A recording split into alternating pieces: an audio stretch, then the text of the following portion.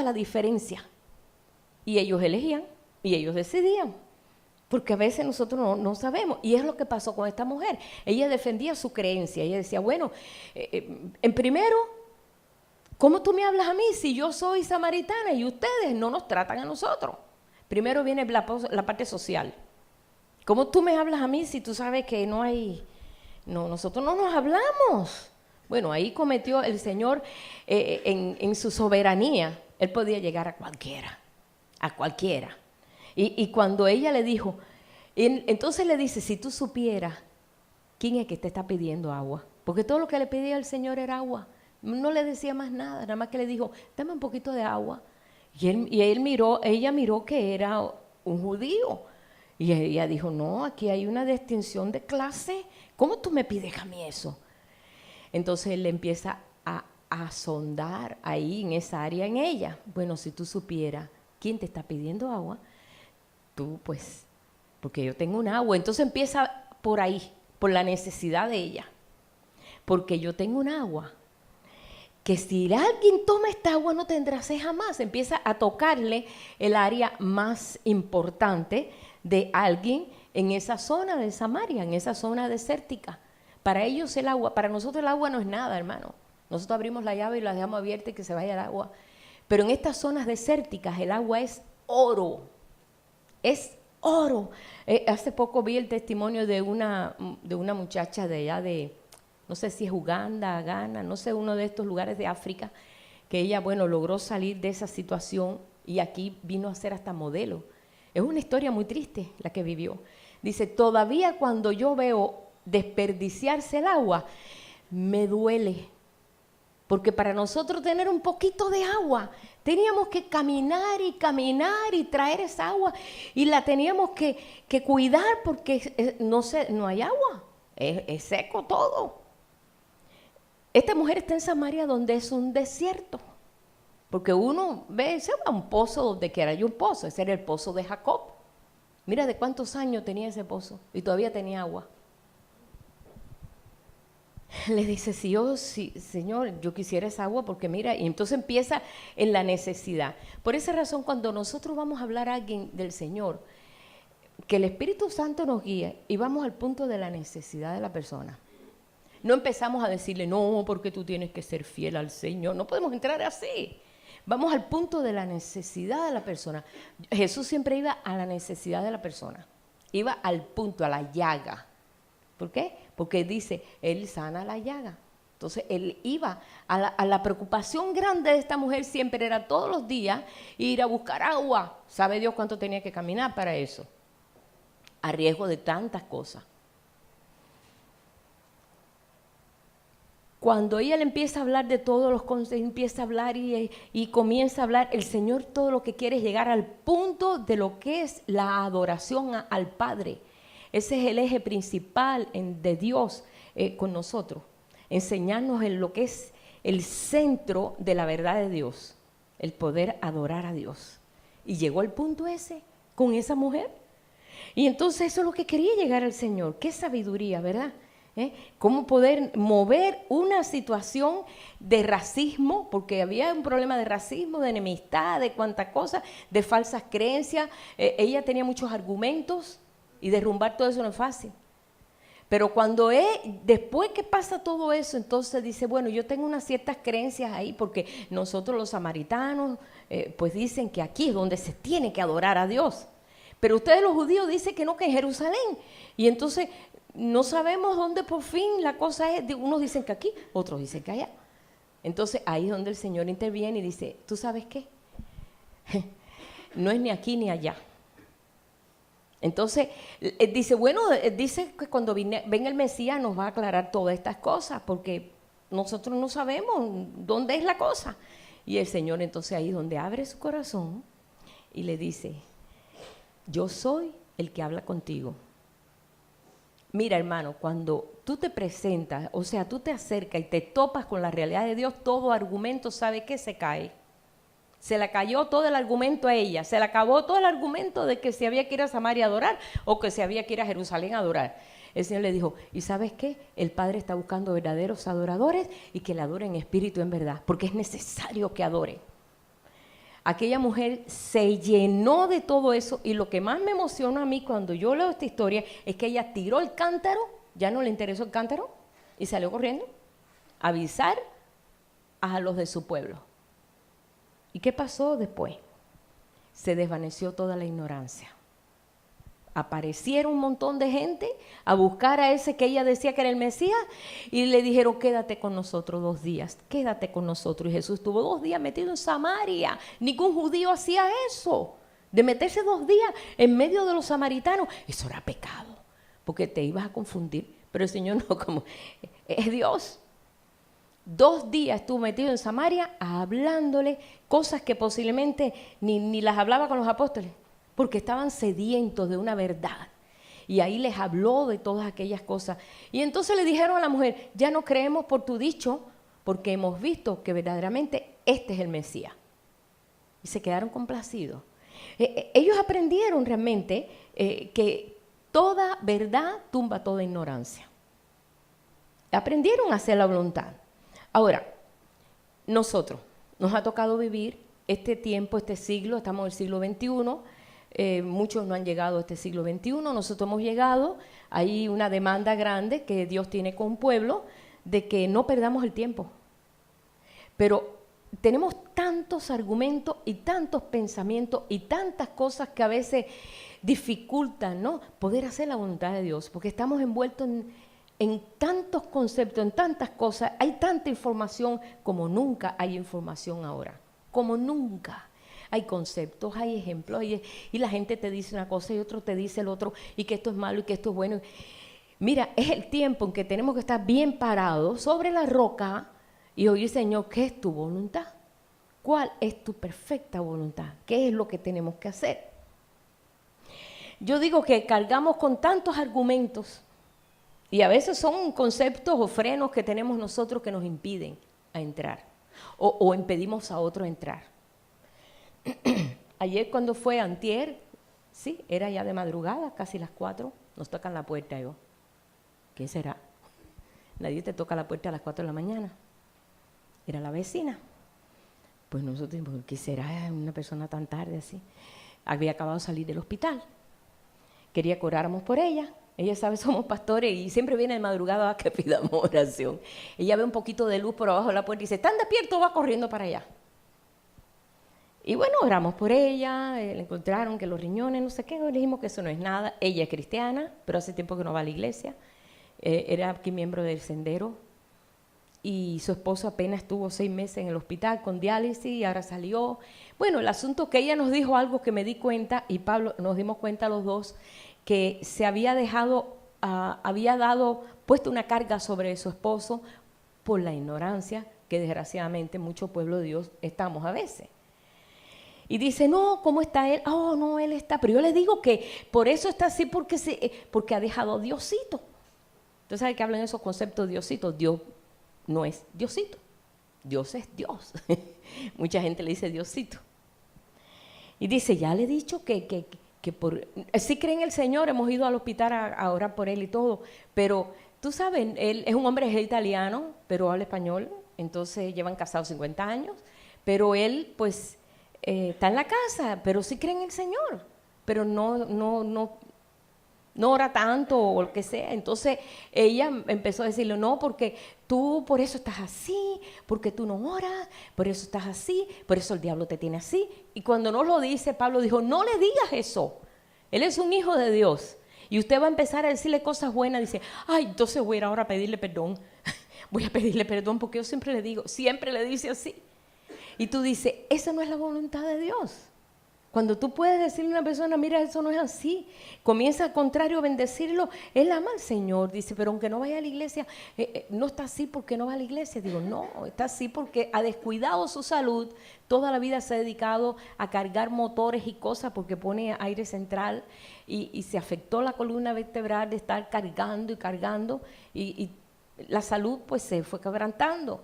No es por eso, vamos a orar. Y entonces me di cuenta cuánta carga nosotros a veces le ponemos a la gente por ignorar completamente y por ignorar lo que es la voluntad de Dios en cada persona.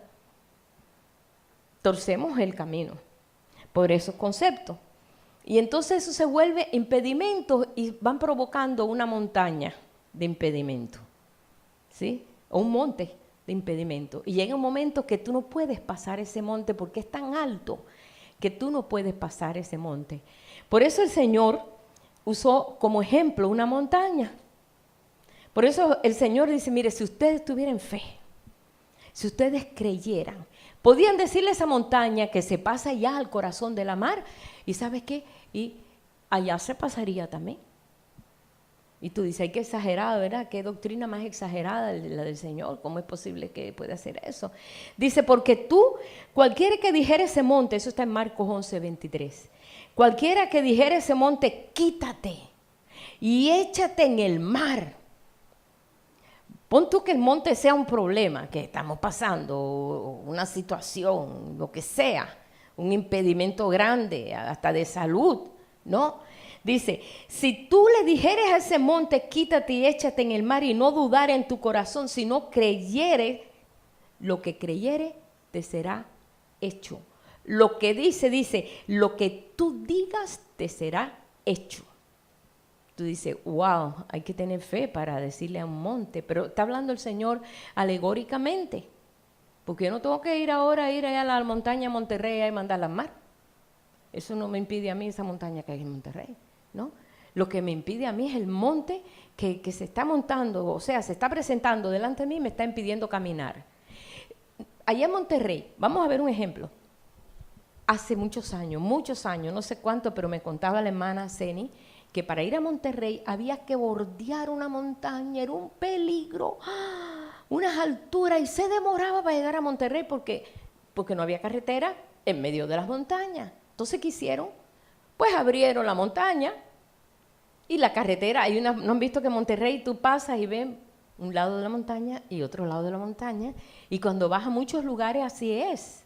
Cuando tú vas a Venezuela, cuando tú llegas al aeropuerto de Venezuela y vas a otra ciudad, tienes que pasar por túneles y túneles que traspasan montañas, porque eran puras montañas y no podían. Entonces tuvieron que abrir huecos en las montañas, pero muchísimos, hermanos, no sé cuántos túneles hay, montones, y bastante largo, para poder llegar a donde hay que llegar, a la ciudad que vayas a llegar, cualquier ciudad pero allí tuvieron que hacer algo, resolver algo para poder hacer que la ciudad prosperara.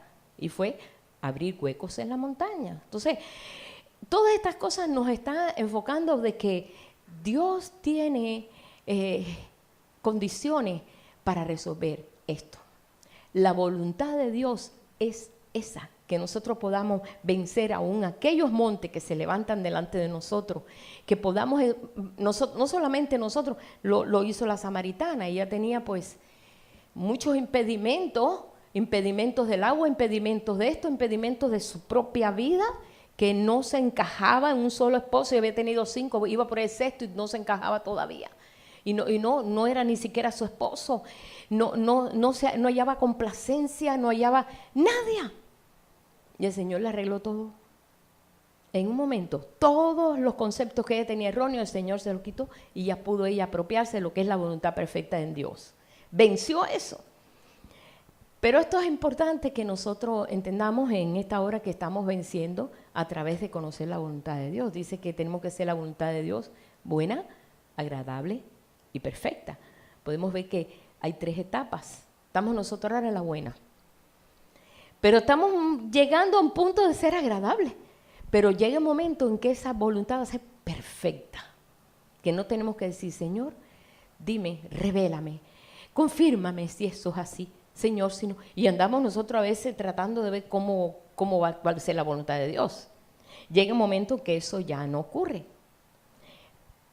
Pero ¿cómo podemos nosotros vencer? Cuando el Señor me enseñó esto, me dijo, mira, mucha gente no habla a la montaña o no habla al conflicto, sino habla del conflicto y habla de la montaña. Y mira que yo, qué pasa, mira que lo que me pasa, mira qué situación que tengo, pero háblale a la montaña, háblale al conflicto.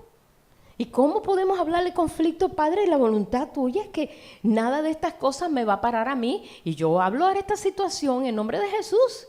Señor, y yo disuelvo esta situación, yo mando ese monte, ¿a dónde? Al corazón de la mar. ¿Por qué el corazón de la mar? Porque de la mar que representa el mundo es donde vienen esos conceptos erróneos en nosotros.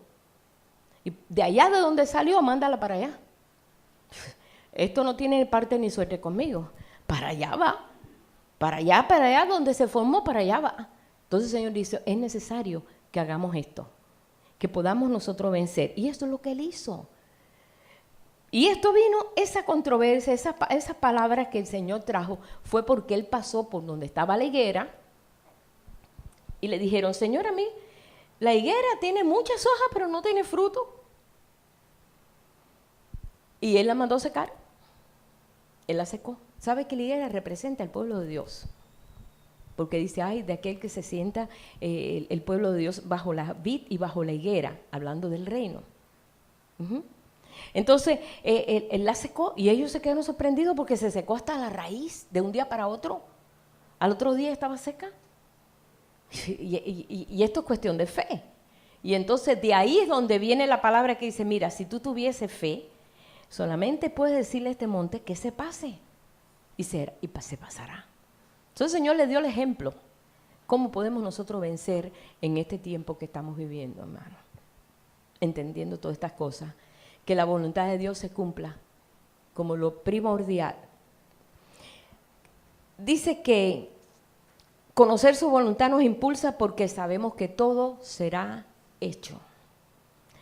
Querer hacer la voluntad de Dios nos impulsa, nos ayuda, nos anima, nos abre los ojos. Solamente querer hacer, Padre, quiero hacer tu voluntad, Señor. Cuando Dios llamó al apóstol Pablo, que era Saulo de Tarso, le dijo, yo te he llamado porque instrumento escogido me eres tú, porque para que hagas mi voluntad, lo primero que le dice, para que tú hagas mi voluntad, y para que tú hagas esto y hagas aquello, pero para que hagas mi voluntad. Y el apóstol Pablo, ¿cómo él pudo desarrollar algo tan contrario de lo que él creía? Él era judaizante, él era fariseo, él era tenía un contacto con reyes, él era un hombre de posición. Él hacía tienda, era arquitecto, él era un hombre de posición. Y él estaba en un concepto muy religioso. Y el Señor lo trasladó a lo contrario, algo que fuera vida. Y todo esto, ¿cómo lo pudo hacer? Porque él creyó que sí que podía hacer la voluntad de Dios. Y le dijo, Señor, sí, aquí estoy. Yo quiero hacer tu voluntad. Y abrió su corazón y comenzó. Y vemos la historia del apóstol Pablo, todo lo que él pasó, que pasó por situaciones horribles, que fue golpeado, fue lapidado, pasó prisiones, naufragios, preso. ¿Cuántas cosas? Bueno, un historial. ¿Cómo venció todo eso? Porque él se enfocó en hacer la voluntad de Dios. Eso no le importaba. Una de las veces vino un profeta y agarró el cinto de Pablo y lo amarró y dijo, así harán al dueño de este cinto si entra a Jerusalén. Y él dijo, yo lo sé, pero tengo que ir. Él sabía la voluntad de Dios. Yo lo sé. Y nomás puso el pie en Jerusalén, cayó preso. Pero él sabía. Cuando tú sabes, tú andas en esa voluntad perfecta de Dios, tú sabes lo que va a pasar. Pero tú sabes que eso es lo que Dios quiere. Esto es difícil de asimilarlo, hermano. Pero el Señor lo pone así. Yo quiero hablar de una mujer que a mí siempre me ha impactado porque esta mujer conocía la voluntad de Dios. Abigail.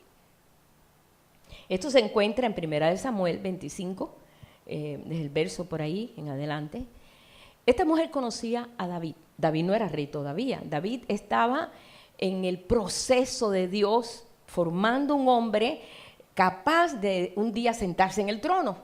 Porque la cosa de Dios no es decirte, toma mi hijo, tú eres mío, te sientas conmigo en mi trono, así como he vencido. No, tú tienes que vencer. Tú tienes que vencer para sentarte en su trono. No así de gratis, decir, no, porque soy hijo, yo puedo sentarme en el trono. ¿Verdad? O sea que tenemos que estar conscientes de eso. Es primera de Samuel 25, del verso 3 en adelante. Yo quiero leer un momentito esto, porque esto es tan importante, la voluntad de Dios, conocer realmente como Dios quiere que tú conozcas.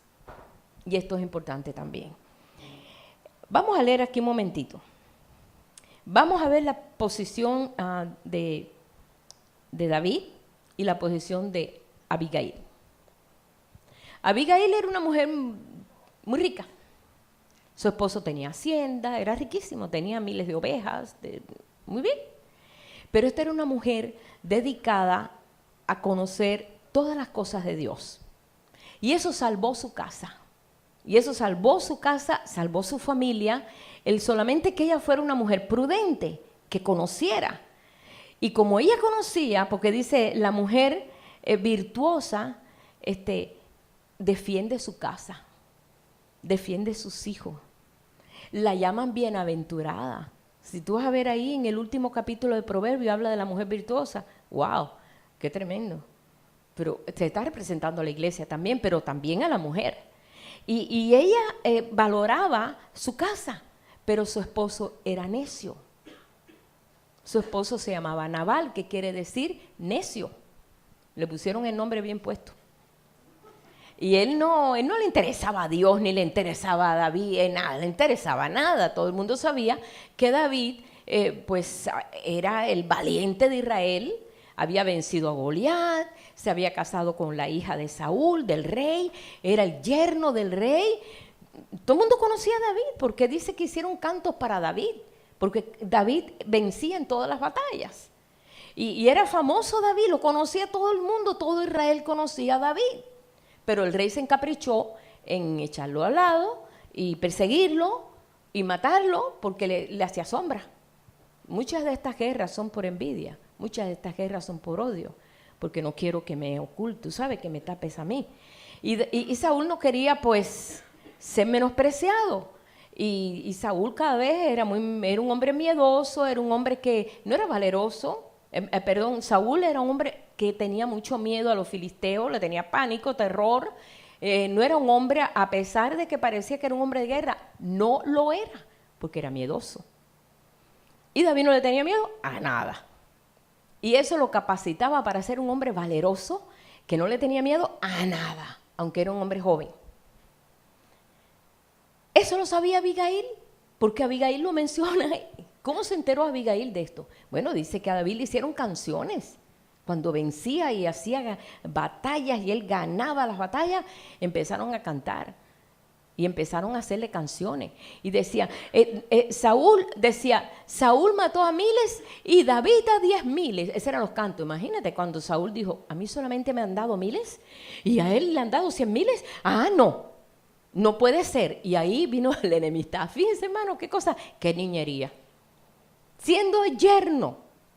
Y ahí dijo, no puede ser que a él le den más que a mí, que él gane más que yo, no puede ser, yo soy el rey, yo tengo que ganar más. Y ahí le hizo la vida imposible a David. De ahí en adelante, lo quería matar. Iba con un ejército a matarlo, donde quiera que estuviera lo mataba, lo quería matar. Pero llegó un momento que los hombres de David, que eran como 400 hombres, ellos pues andaban con David para todas partes y ayudaban a veces a los pastores de que los que iban a robarle, ellos los defendían, hacían obras buenas, porque andaban deambulando por ahí, escondidos en cuevas y todo. Y vieron a estos hombres que trabajaban para ese hombre necio. Y ellos estaban con las ovejas y entonces ellos los cuidaban y trataban de que otros no les robaran y todo eso. ¿Y qué pasó? Todo eso se enteró Abigail, pero Abigail sabía quién era David, como nosotros conocemos quién es el Señor. Ella sabía quién era. Sabía que David había sido llamado para pelear las batallas de Jehová.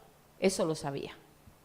Lo respetaba a tal grado que sabía hasta las profecías. Vamos a leerlo porque es interesante que esta mujer podía saber todo esto. Dice aquí. En el capítulo 25, verso 2 de Primera de Samuel, dice, y en Maón había un hombre que tenía su hacienda en Carmel, el cual era muy rico y tenía 3,000 ovejas y 1,000 cabras. Y aconteció que estaba esquilando sus ovejas en Carmel, y aquel varón se llamaba Nabal y su mujer Abigail. Era aquella mujer de buen entendimiento y hermosa apariencia, pero el hombre era duro, de malas obras y era del linaje de Caleb.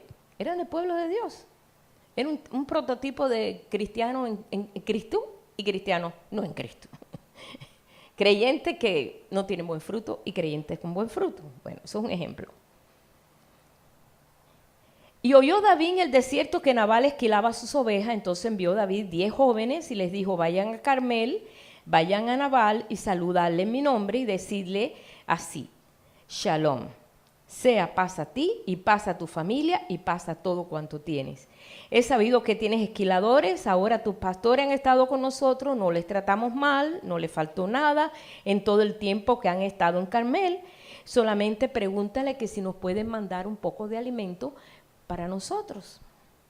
O sea, déjeme decirle, el pueblo de Dios siempre tiene que ser un pueblo dadivoso, es un pueblo que responde a la necesidad del mismo pueblo, es un pueblo que no cierra su mano al pobre, al menesteroso, y este hombre actuó diferente.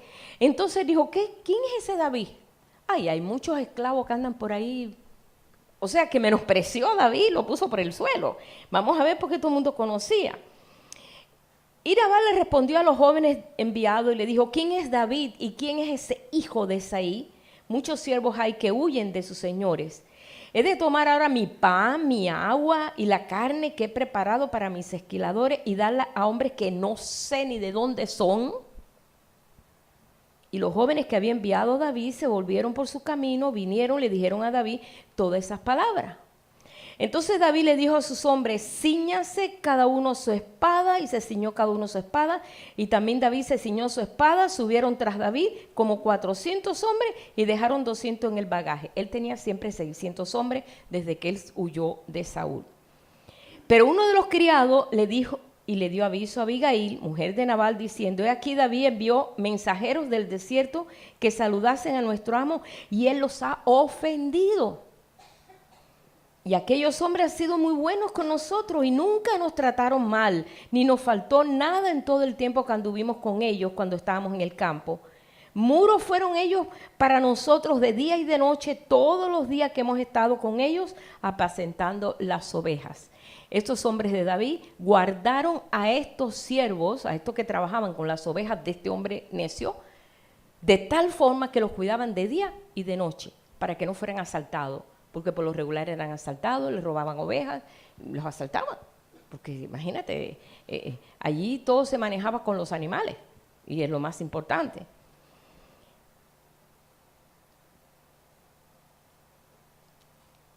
Ahora pues reflexiona y ve lo que has de hacer, porque el mal está resuelto contra nuestro amo y contra toda su casa, pues él es un hombre tan perverso que no hay quien le pueda hablar. ¿Sabes que hay gente tan perversa que tú no le puedes ni hablar porque no razonan? Eso es perversidad. ¿Sabes? Así lo dice la Escritura. No razona. Es insensato. Entonces, Abigail tomó luego 200 panes, 2 cueros de vino, 5 ovejas guisadas, 5 medidas de grano tostados, 100 racimos de uvas pasas, 200 panes de higo seco y lo cargó todo en asno. Le dijo a los criados, vayan delante de mí y yo les seguiré luego, y nada le declaró a su marido Nabal, porque él no iba a aceptar eso. Él no conocía la voluntad de Dios. A veces nosotros pensamos, bueno, no, tengo que estar sujeta ahí porque es el que manda, ¿no? Hermano, no todo el mundo conoce la voluntad de Dios, ¿sí? Ella tuvo que tener un trabajo, decir, bueno, ¿la voluntad de Dios o voy a hacer lo que este hombre me dice? Esto es impactante, hermano, porque no todos tienen la sabiduría, en este caso. A veces hay casos que es contrario, porque cuando David quería hacer la voluntad de Dios, su esposa no quería. Mical se opuso. Cuando fue ahí a danzar delante del arca, ella se opuso. Pero estos son ejemplos que nos llevan a nosotros su voluntad o mi voluntad. Pero fíjense la actitud de ella. Vayan delante que yo voy a ver, porque yo tengo que ir, porque ya él viene con la espada desenvainada a meterse en mi casa, a acabar con todos los hombres allí. David, el valiente David, tengo que ir enfrente. Yo sé la voluntad de Dios, no quiero que se derrame sangre por causa de un necio.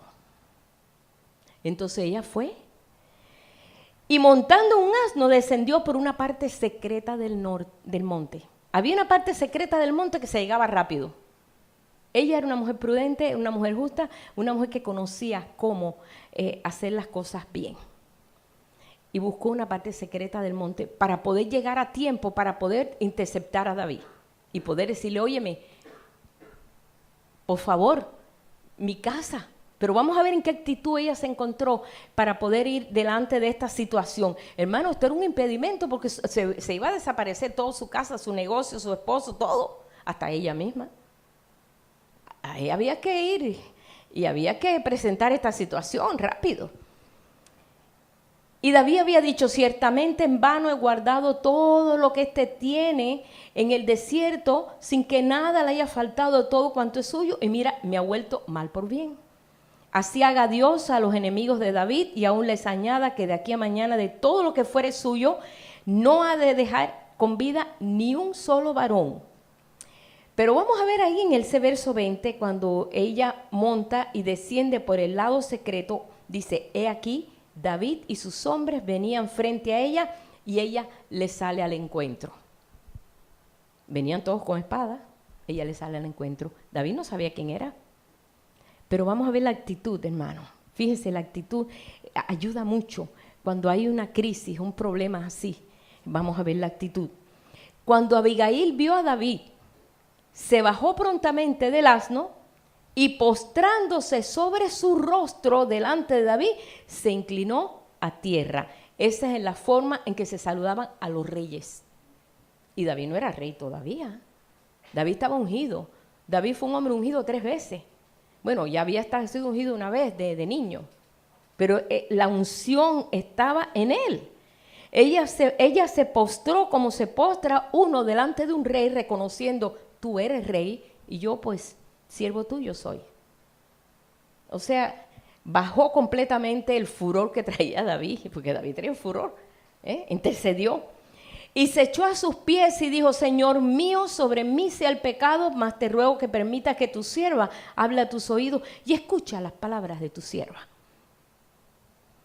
No haga caso, mi señor, de ese hombre perverso, de Nabal. No haga caso, no le hagas caso. Porque conforme a su nombre, así es él. Él se llama Nabal, que quiere decir insensato. Le pusieron el nombre, parece que Nabal quiere decir insensato. Y la insensatez está con él, mas tú, dice, mas yo tu sierva no vi a los jóvenes que tú enviaste.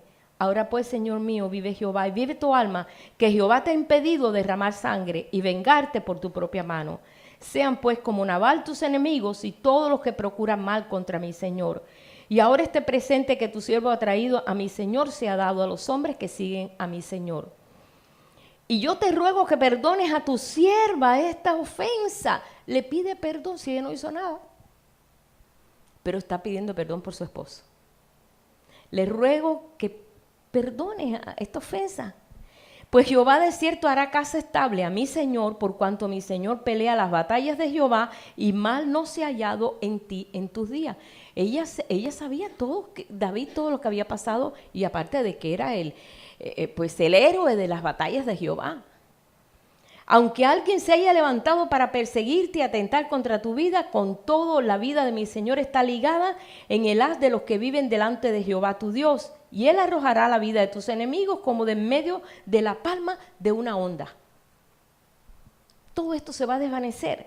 Dice, y acontecerá que cuando Jehová haga con mi Señor conforme a todo el bien que ha hablado de ti y te establezca por príncipe sobre Israel. Ella sabía que también había sido ungido para ser el rey. Conocía todo. Es tan importante conocer la voluntad de Dios porque nada nos va a engañar. Si ella no llega a saber eso, pues ¿qué? Pasa la otra vida, ¿no? Se muere ella con todos ahí, con el insensato y con todos. Pero ella conocía. Y el conocer la voluntad perfecta de Dios, ¿verdad? Nos garantiza el conocer lo que Dios va a hacer. Conocer la voluntad de Dios, conocer lo que Dios está haciendo y lo que va a hacer.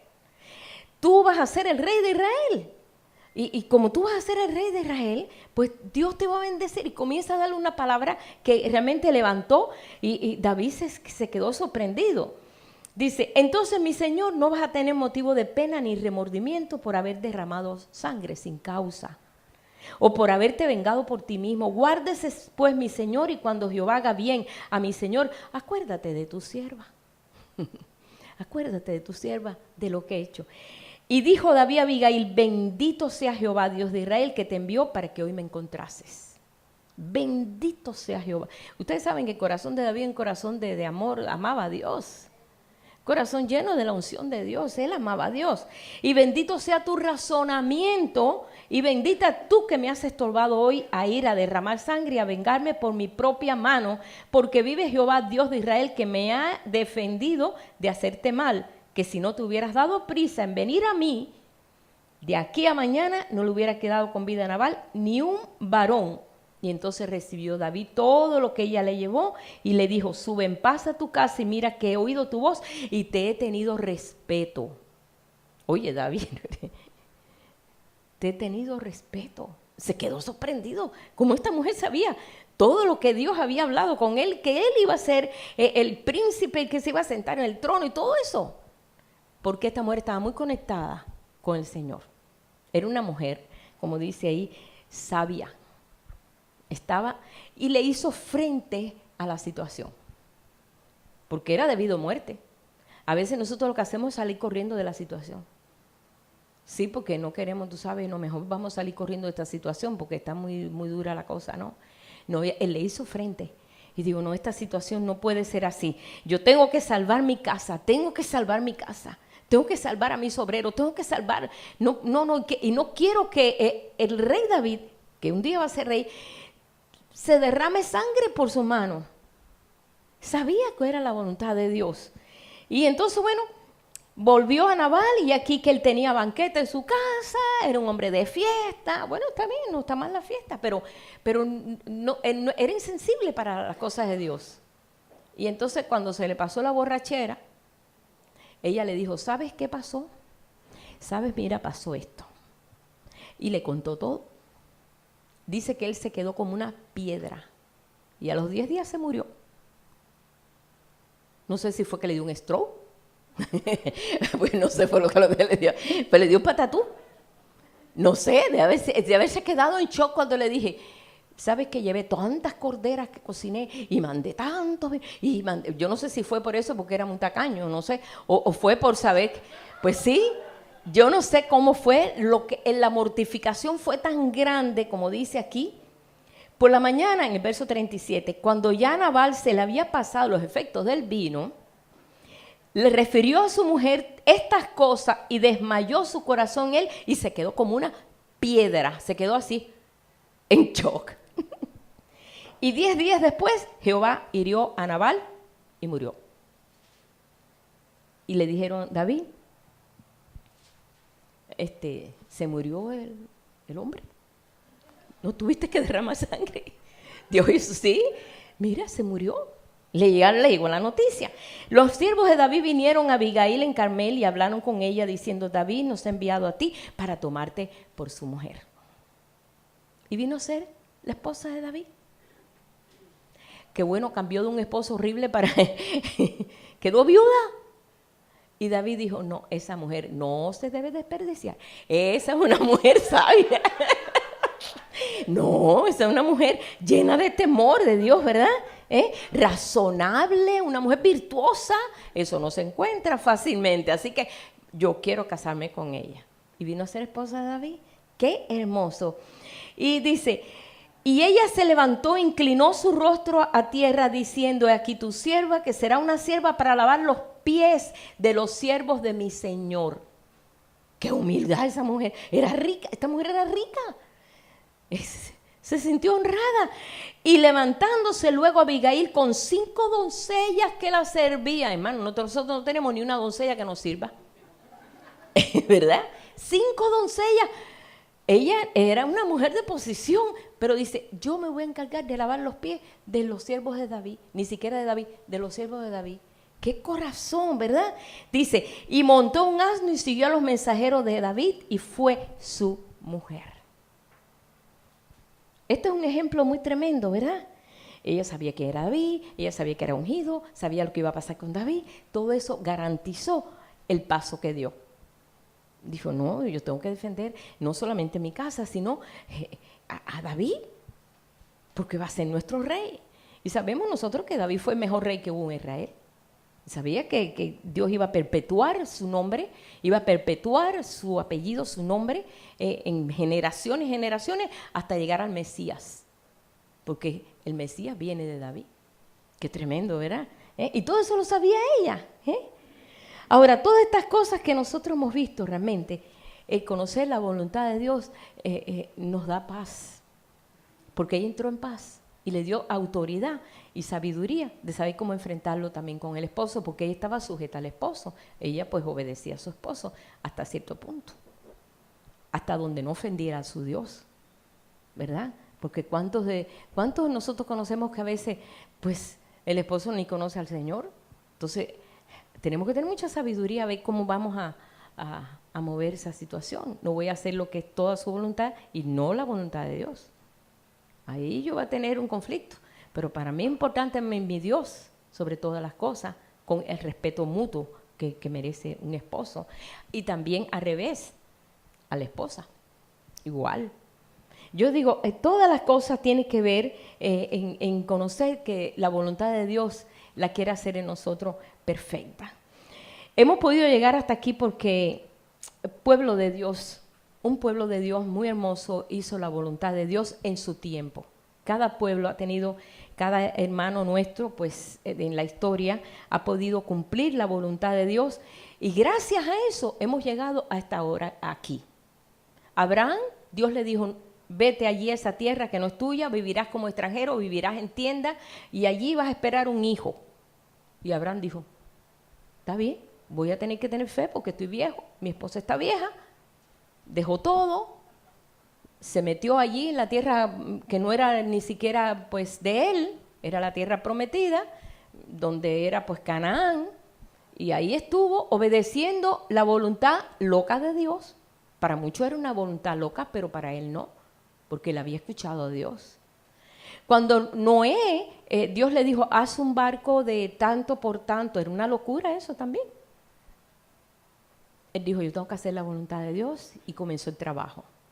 Hizo un barco en tierra donde no había mar y donde aparentemente parece que dice que un vapor de la tierra, ¿no? Salía un vapor que todo lo humedecía, pero no había habido unas cataratas de lluvia así como pasó. Diría, bueno, ¿qué va a pasar aquí ahora? Yo voy a hacer la voluntad de Dios. Hizo aquel arca gigantesca en medio de un desierto. Eso es una locura. Pero las cosas de Dios son locura. Cuando Dios te manda a hacer algo y te muestra o te dice, y tú dices, eso no puede ser. Pero si tú estás segura que esa es la voluntad de Dios, hermano, Dios lo va a hacer posible. Todos los hombres que nosotros vemos en la historia, como vemos a Abraham, Isaac, Jacob, David, Daniel, Nehemías, todos ellos tuvieron unos retos tan grandes que ellos tenían que hacerlo o no creer a la voluntad de Dios. Dios le dijo a Nehemías, ve a restaurar los muros de Jerusalén. Él ni siquiera era ni contratista, ni arquitecto, ni sabía nada de ladrillo, ni hacía nada de piedra. Bueno, ladrillos no se usaban piedra. Y ¿cómo Dios actuó así en este hombre que trabajaba con el rey? Era copero del rey, vivía muy bien, muy tranquilo, probaba el vino, sí, rey, el vino está bueno. Y se lo daba. Eso es lo que él hacía, más nada. De buenas a primeras, Dios lo inquieta, y su comunión con Dios, porque ahí es donde está la cosa. Cuando tenemos comunión con el Señor sí puede decir, no, mira, ve allí, como le dijo a aquel hombre, a Gabo, para que orara por Saulo de Tarso. Ve allí, que ahí está mi siervo Saulo, ora por él para que recobre la vista. Entonces pudo ir, porque esa era la voluntad de Dios. A pesar de que Saulo era horrible, era un criminal, era un hombre que había mandado matar a muchos cristianos. Pero el conocer la voluntad de Dios, el conocer lo que Dios está haciendo, nos da paz de hacer lo que Él quiere que hagamos. Y puso las manos sobre Saulo, Saulo se convirtió en Pablo, perdió la ceguera y comenzó a actuar diferente a como era. ¿Pero por qué? Porque también el impedimento no se ve cuando nosotros decimos, bueno, Señor, tú eres el que estás dirigiendo esto. Y es tan importante, hermano, que nosotros sepamos realmente cuál es la voluntad de Dios en nuestra vida. Mucha gente dice, bueno, yo no sé, ¿cuál es la voluntad de Dios? ¿Cuál fue la voluntad de Dios para Esteban? Murió apedreado. Pero la muerte de Esteban produjo un Saulo, un Pablo, ¿verdad? Porque Saulo era el que mandó a matar a Esteban. Pero a través de la actitud de la muerte de este hombre, que para muchos fue una muerte cruel, una muerte que no tenía por qué ese hombre haber muerto por pedradas, si era un hombre tremendo, Esteban, diácono, y después de diácono saltó a ser ya no diácono, ya era un hombre evangelista, era un hombre que tenía un poder en la palabra tremendo. Era un desperdicio que se muriera, pero no fue desperdicio, porque el verdugo fue Saulo. Y cuando la vestidura del que estaban lapidando o matando a piedra, ponían siempre a los pies del verdugo y le pusieron la vestidura a los pies de Saulo. Y Esteban dijo, Padre, no le imputes este pecado. Y esa oración tan sencilla transformó el corazón de Pablo. Dios lo oyó. Tengo que tratar porque ya es instrumento escogido. Ya este hombre oró, este hombre a punto de morir ha intercedido por este. Y ahí Dios lo llamó. Y ahí vemos lo que pasó por causa de la muerte de Esteban, que vino a ser el primer mártir del cristianismo. Tú dices, no entiendo los caminos raros del Señor. Qué extraños son sus caminos. Todos esos hombres de Dios, ellos pudieron cumplir en cosas, retos grandes, difíciles, cosas que tú dices, eso no lo arregla. Una vez Josué tenía que ganar una batalla y ya estaba llegando la noche, y cuando llegaba la noche no podían pelear. Dijo, sol, detente en Gabaón y tu luna en Ajalón. Dice, y el sol se paró y la luna también. Y ganaron la batalla. Hermano, hay que tener fe. La verdad que, digo, mi fe no llega a punto de parar el sol, pero Dios le dijo, para el sol. No, yo no voy a hacer nada de lo que Dios si Dios no me lo dice, yo no lo voy a hacer porque ahí lo leí. Yo voy a hacer lo mismo que Josué, voy a parar eso. No es así, si Dios te lo dice. Y paró el sol y la luz. Hubo pues un tiempo que no se movió nada. Ustedes saben que el sol sale por un lado y se mete por el otro. Digo, nosotros somos los que damos la vuelta. No, porque yo antes creía que el sol era el que caminaba. Yo como vivía en la playa, y yo veía siempre, el mar estaba detrás de mi casa, porque el patio de mi casa era el mar. Y yo veía que el sol se metía así, ¡pum!, en el mar. Decía, mami, ¿cómo no se apaga el sol y sale por el otro lado? Yo, tú sabes, yo decía, no entiendo, se apaga y vuelve a encenderse. Yo, chiquita, pues yo no podía entender eso, pero yo veía que el sol hacía así y se metía siempre dentro del mar. ¿Han visto cómo el sol se mete? Bueno, pues uno cree que se mete en el mar, pero no es que... Pero yo miraba eso y al otro día decía, ¿pero cómo salió por otro lado? No entiendo, yo no entendía eso, ¿verdad? Bueno, imagínense que el sol se quede estático así y puedes ganar una batalla. Eso es un reto, hermano, pero él cumplió lo que es la voluntad de Dios. Como cuando Nehemías ve a Jerusalén y edifica los muros de Jerusalén. Él no dijo, bueno, yo necesito un permiso del rey. Yo me encargo de eso. Yo quiero hacer tu voluntad, Señor. Rey, mira Jerusalén, mira cómo está. Dice, tómate todo el tiempo que quieras. El Señor arregla todo. Cuando es la voluntad de Él arregla todo. Y para allá se fue a Jerusalén. En 52 días levantó los muros. ¿Cómo puede hacerse una cosa tan grande en tan poquito tiempo en una persona que no tiene experiencia en eso? No, hombre, no. Y no le quedó así el muro, le quedó bien, con 12 puertas. Y le quedó bien todo. Tú dices, son retos. Y él lo cumplió. Y después que vino detrás lo cumplió. Y vino Elías y cumplió lo que Dios le dijo. Ve dónde están allí todos esos sacerdotes falsos, esos 850 sacerdotes de Baal, de Acera. Y diles que yo soy Jehová Dios, yo soy el único Dios. Eso es un reto. Pero cuando Dios te manda a hacer algo, Él va a apoyarte. Él te va a apoyar. pero estamos buscando la voluntad de Dios. Señor, yo quiero hacer tu voluntad. Muéstrame. Yo quiero hacer tu voluntad en todo lo que se mueve. Yo quiero el pedazo de tiempo que yo tengo que hacer, así como lo hicieron todos estos hombres, yo quiero también cumplirlo. Y hacer tu voluntad es mi deseo, Señor. A veces, a lo mejor el Señor te dice, bueno, pues solamente ora, como pasó cuando el hermano Paul Yonggi Cho, él comenzó pues un mover del espíritu en Corea, y pues él comenzó pues tremendamente, empezaron a convertirse gente en Corea, y era tanto el trabajo que llegó un momento que él le da un infarto. Y estaba joven, Paul Yonggi Cho, estaba joven. Y él dijo, ¿y ahora, Señor? ¿Cómo yo voy a lidiar con esta iglesia, con este problema? Yo no podía dar 2 pasos, no tenía fuerza, el corazón se sentía mal. ¿Cómo hago? Y el Señor le dijo, llama a todas las mujeres ancianas de la iglesia para que oren. Porque lo más que tenía la iglesia eran mujeres.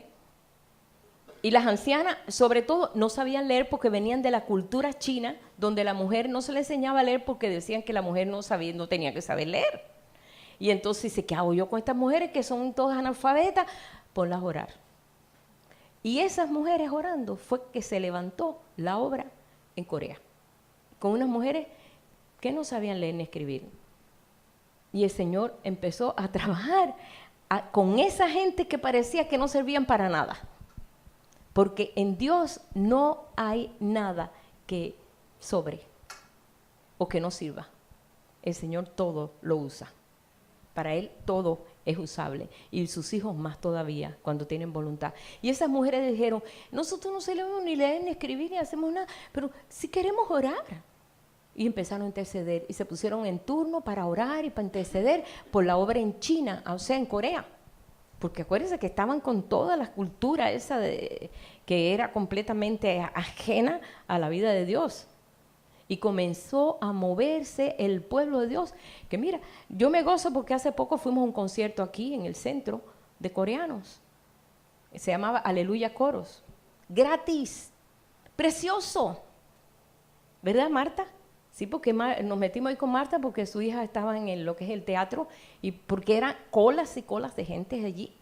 Hermoso esa gente adorando, cantando, el aleluya de ese dejando y tan precioso y todo. Nos gozamos viendo eso.